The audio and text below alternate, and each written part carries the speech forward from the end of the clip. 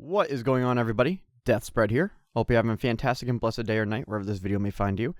And this video, there's so much news coming out every day, it seems, right now about Call of Duty and Battlefield 6. I can't keep up with it. I mean, I already struggle enough to find time to make videos for YouTube, let alone keep up with the news of Call of Duty and Battlefield. But to kind of rein in where Call of Duty has been for the last 6-8 months, in case you haven't noticed, it's not doing too hot.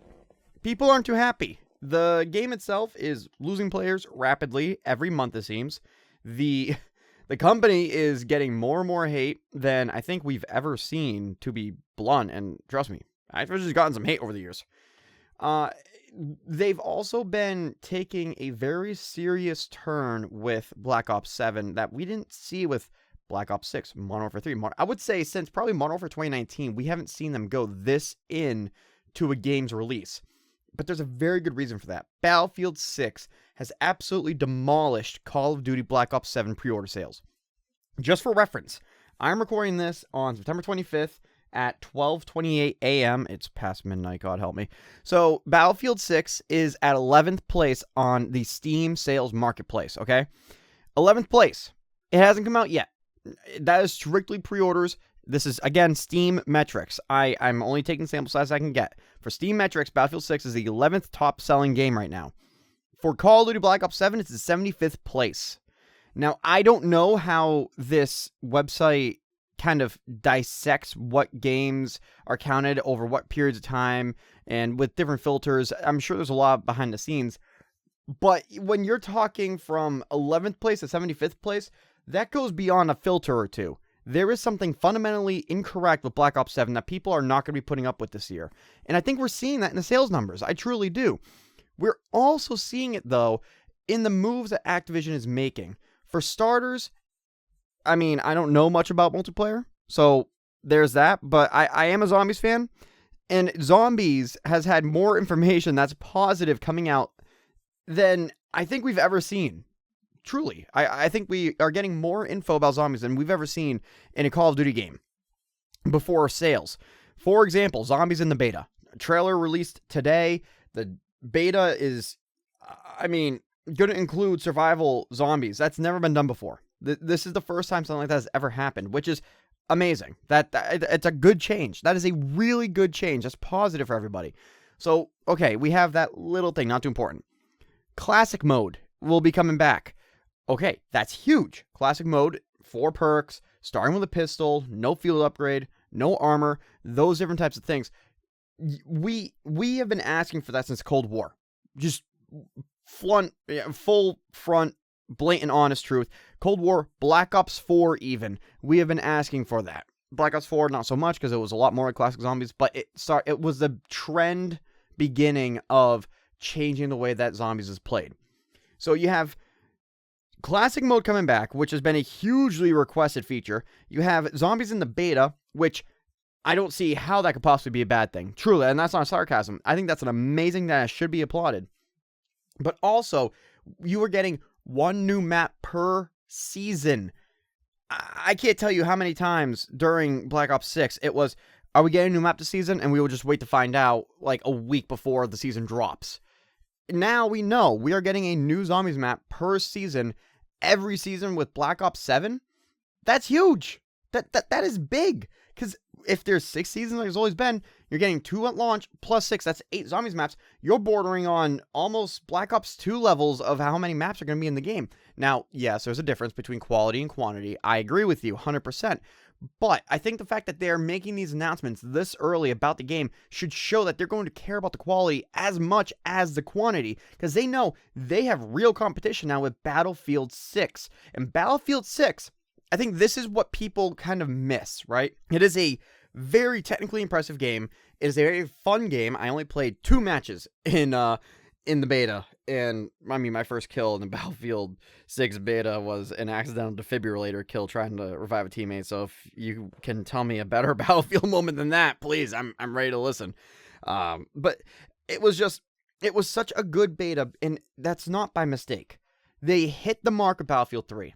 They punctured the mark in the same exact location with Battlefield 4.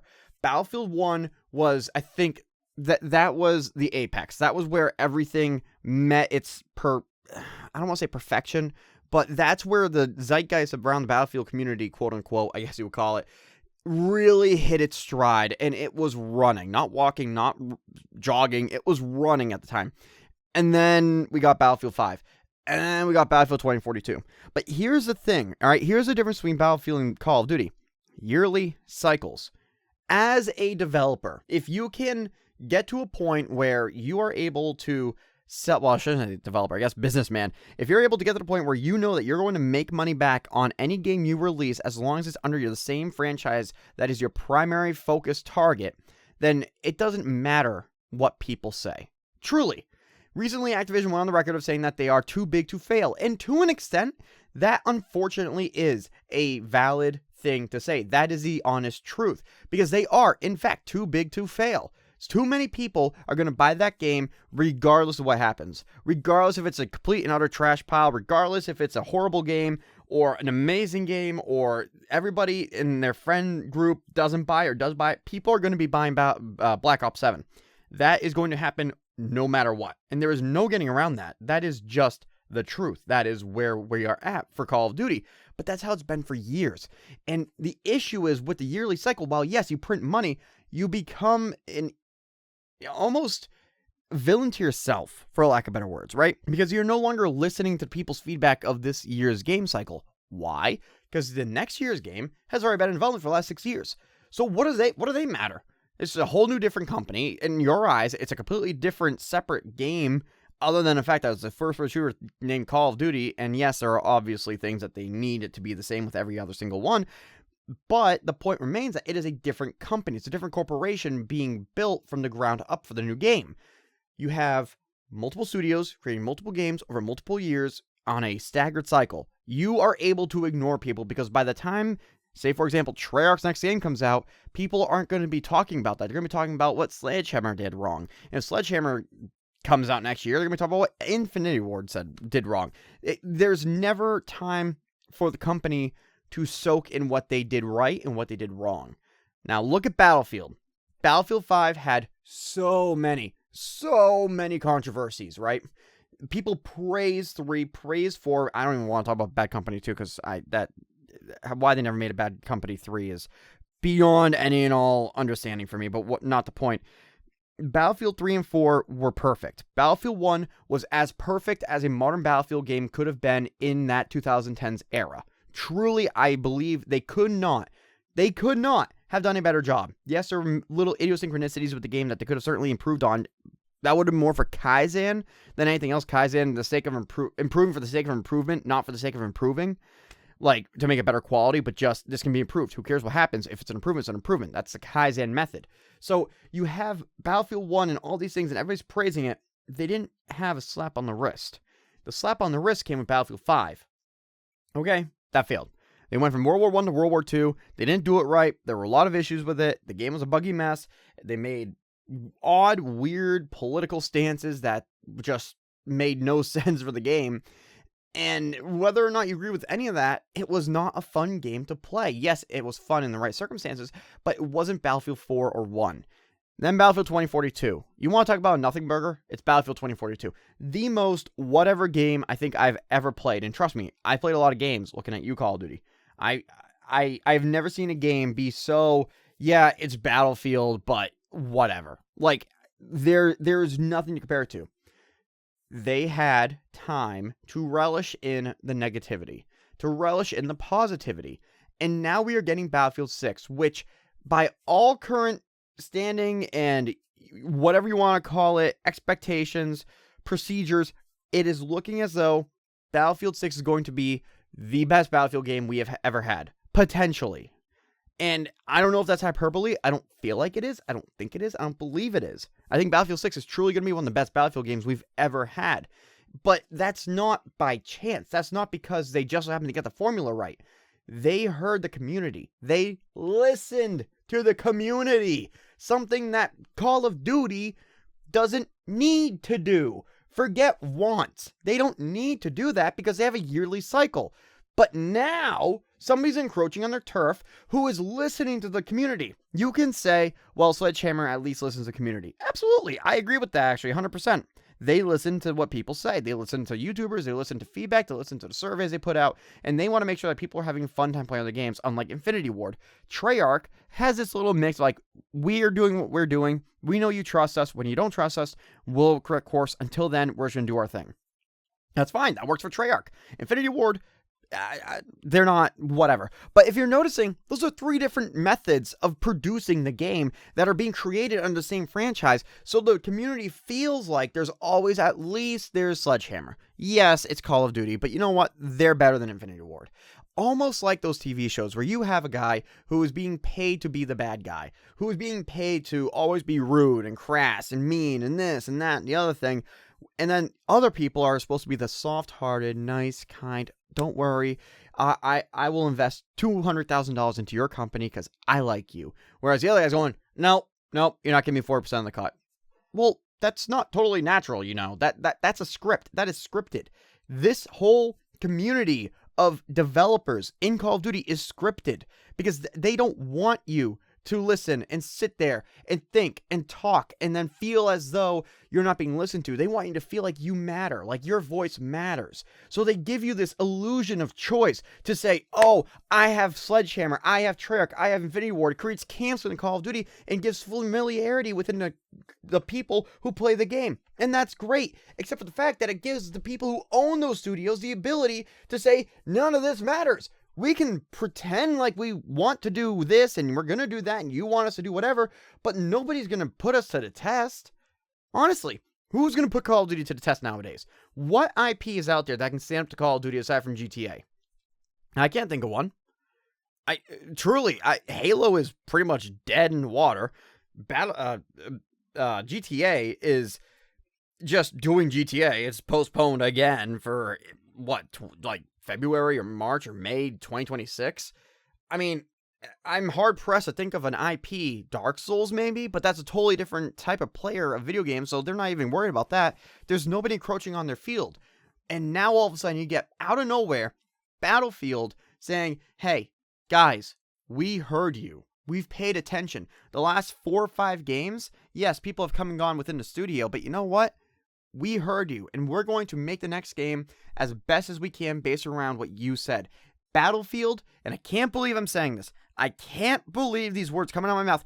EA have out-kinded Activision, which, if the bar for being a bad guy is being worse than EA, and you still manage to do that, buddy, you've got problems. You have a real big issue with your corporation right now. And Activision has somehow passed that bar. Battlefield has truly put in the work, effort, time, and care and energy to listen to the feedback of multiple games in the last bunch of years, and they're seeing the rewards of it. They're reaping the benefits of putting love and care and modern day technology into a game without giving it over to the technology. They actually crafted this game for the player, for the gamer. It feels like classic 2010. I feel like I'm watching the midnight release coming up countdown of Halo Reach. Like, people are excited for this game. There is a real sense of enjoyment and happiness with Battlefield 6 coming out. You cannot say the same for Black Ops 7. Yes, the zombies are eating well, pun intended, but that doesn't matter because, yeah, it's zombies. Great. What about next year? Because that's the other issue with Call of Duty. They've shot themselves in the foot with this whole coming back from one year to the next year, right? This follow-up of, oh, these items are going to carry forward. These items aren't going to carry forward. These items you unlock are going to be able to be used in other things. And then Warzone's over here, and it's doing its own thing. They've created such a web of mess and nonsense that they've dug their own grave. They really, truly have. And it's not just because they are not able to listen to feedback. It's because they lie. They lie to the player base. They lie to themselves. And at the end of the day, ego has gotten the best of them. I think this year is going to be one of the best years for Call of Duty because they have to put their chips down. They cannot let Battlefield beat them out. Not just for the sake of wars of profit or whatever, but for their own ego. Activision cannot see past themselves. They cannot allow other people to say, hey, we're competition. This is healthy. You're not a monopoly anymore. Yes, I understand what this sounds like, right? I am not saying that monopolies are a good thing, and I'm not saying that people, I guess, in business don't want profit. At the end of the day, they're all in this for profit. Don't get me wrong. But there's also an aspect of the love of the craft. And Activision has completely demolished that. It's gone. They have no love for what they do now, and it shows. Not just in the product, not just in the quality, but in the way they respond to competition with Battlefield. They are doing things that they should have been doing for the last 5 years. And now that they have dug this own grave for themselves, where they have a yearly cycle, and now they're doing this, oh, you get a map every season, you get this, you get that. Hey guys, look at us, we're going to do this because we love the player base. Here's classic mode zombies. Hey, multiplayer, here's a few things for you as well. Campaign, you're going to love it. Look at this. Black Ops 2, don't you love it? Well, guess what? Now it's going to be better. Last minute, because they want you to think that they care about you when they could have been doing all of these things. They could have been doing all of this the entire time since Modern Warfare 3 days. They seriously, and I don't mean the modern one, the old Modern Warfare 3 days. They could have been doing this. They could have been putting that kind of care, effort, and quality into the games, but they didn't. And why? Because now they have to spend the money to make sure that people buy the game. Back then, it was cheap. Now there's real competition. They actually have to put their money where their mouth is and show that they care for the community, which they don't. But they're going to pretend like they do by giving us things that they could have been giving us for the last 5 years. Long story short, be aware of when you're buying products, specifically video games, in this AAA atmosphere of why are they doing what they're doing? Is it for the player base, or is it for profit, or is it for both? And both is healthy, because profit means quality, player base means enjoyment. Just profit means just quality but no enjoyment, and vice versa. Pure enjoyment but no quality, and that's where you get things like Lethal Company, Among Us. That's where you get things like the hole digging game, and I don't mean any of that as a negative. Not at all. There's a big difference between indie developers and multi-thousand companies, personnel companies owned by trillion-dollar company.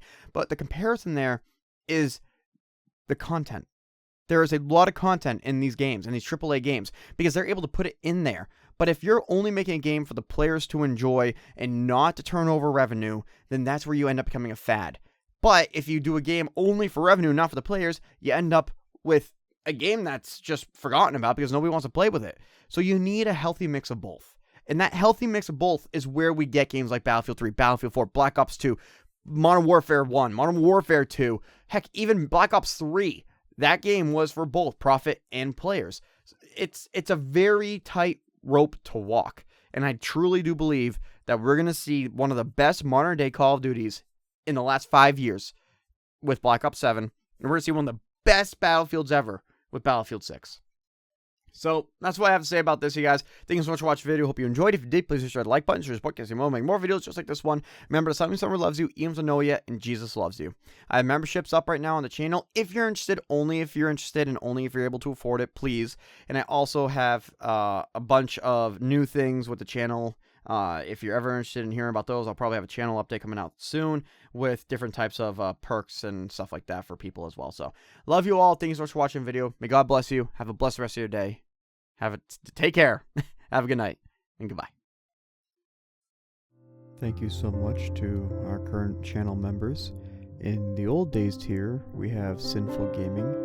In the modern times, we have Lord Taco, Adam Scon, Tree, Flames, Superbench 45, The Cheese King, Jack, Askell Rose, The Purest Vanilla Cookie, That Special One, Mateo Marquez, and Grezu Tortuguita.